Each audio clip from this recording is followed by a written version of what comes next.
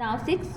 Shobha Rajbhasha, also known as Shobha Day. She is an Indian columnist and novelist. She has come to be celebrated as the Jackie Colonies of India. She mostly deals with the issues concerning the contemporary society. She also focused on the different phases of the metropolitan Indian society.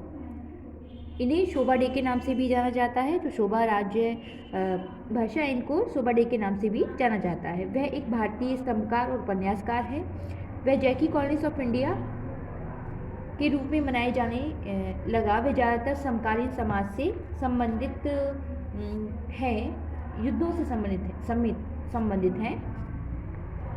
वह महानगरीय जो भारतीय समाज है उसके विभिन्न चरणों पर आधारित ध्यान को केंद्रित करती हैं अपने नोवेल के जरिए। Now 7. Indira Goswami.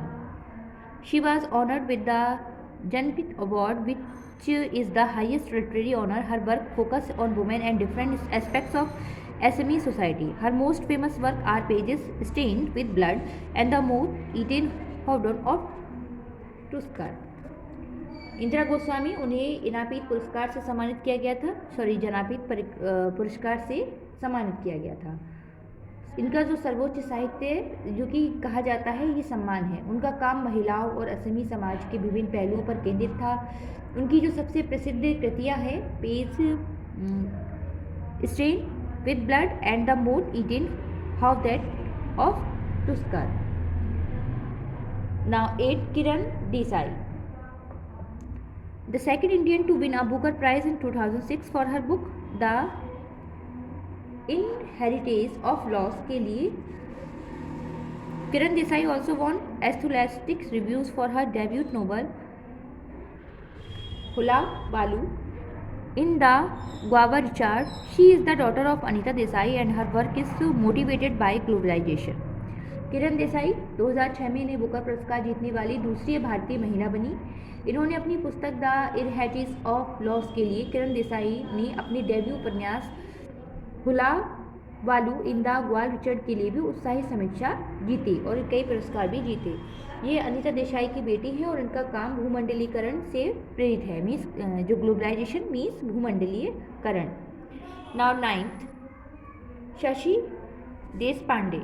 She is an award-winning Indian novelist best known for her book That Long Silence. She won the Satya Academy Award for the novel That Long Silence in 1990 and the Padma Shri Award in 2009.